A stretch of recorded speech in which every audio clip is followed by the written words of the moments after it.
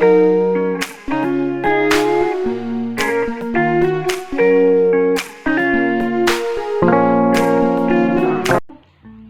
day, ma'am. Good day, friends. Before we present our presentation, let me introduce ourselves. My name is Rosalina Imelda Octaviana Situmorang, and my academic number is 18010300058.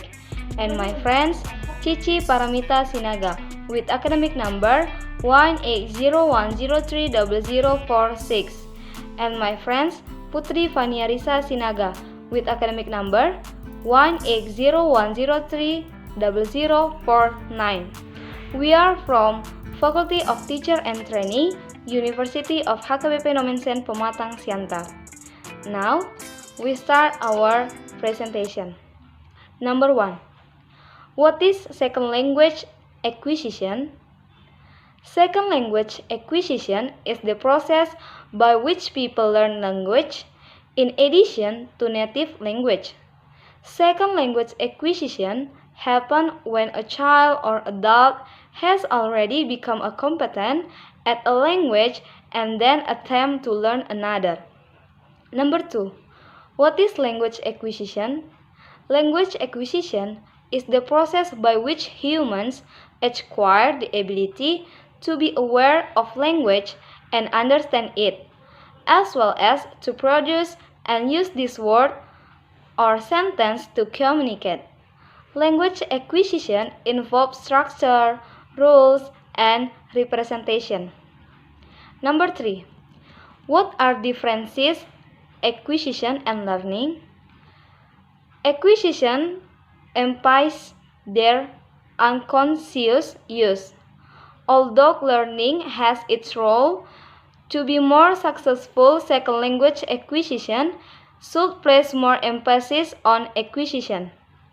Or we can say acquisition is the product of an unconscious process that is very similar to the process that children go through when they acquire their first language. In this case, the speaker focuses on his communicative action, while learning emphasizes explicit knowledge of grammatical rules. Or we can say learning is a product of formal instruction, so it is a conscious process that produces conscious knowledge of language. For example, knowledge of grammatical rules. What are the second language acquisition barriers? The first is syntactic structure. The second is phonetics. The third is morpheme. And the last is semantics concept. When is the best age to learn second language? Research has shown that 15% of our ability to learn is developed by age 4 and another 13% by age. This is why 3-year-olds are encouraged to learn a second language. However, this doesn't mean that 80% of one's knowledge or intelligence is formed until they are 8 years old. It simply means that children develop their main learning pathways during their first years of life. What is considered proficient in second language? Children must communicate with others about much more complicated issues, whereas proficient in vocabulary and syntax so more readily. Reading, writing, speaking, and listening are all important factors in language acquisition. What is the ultimate goal in acquiring a second language, and how does this affect at what age is taught? The answer: the ultimate goal of acquiring a second language is so that children can use a second language. After children can use a second language, this has an impact on the cognitive process and social attitudes of the child.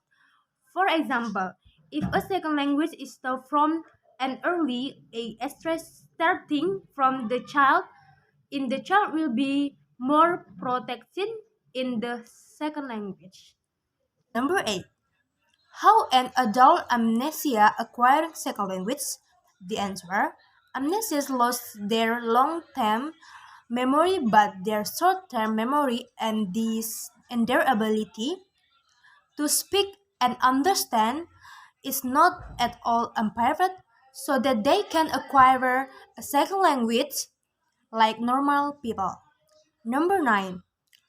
How does mother tongue affect second language acquisition? The answer: a new study is exploring how person native language can influence the way the brain processes auditory words in second language because that signal the beginning and ending of words can differ from language to learning to segment and second language to into words. Anita, an assistant professor of linguistics at the University of Kansas, is trying to better understand the kinds of second language learned listen for recognizing word in continuous speech. She also is studying how adaptive adults learn are in acquiring these new speech tests. Number 10. Is there a meta-analysis on predicator of second language acquisition or bilingual language acquisition? Yes, applied linguistics are increasingly conducting meta-analysis in their substantive domains because, as a quantitative approach for averaging effect size across studies, it is more systematic and replicable than traditional qualitative literature review. Additional strengths such as increased statistical power, moderator analysis, and model testing have also contributed to its appeal. The current review describes typical stage of a meta-analysis in second language acquisition: research, defining the research domain, developing a reliable coding scheme, analyzing data, and interpreting results. Each stage has a host of equally reasonable decisions that can be made. Its decision will influence the conduct of the meta-analysis, the nature of the results, and the substantive implication of findings for second language acquisition. In general, when a meta-analysis in applied linguistics is well planned, employs sound statistical methods, and is based on a thorough understanding of relevance theory, it can provide critical information that inform theory as well as future research, practice, and policy. I think that's all our presentation. Thank you for your attention.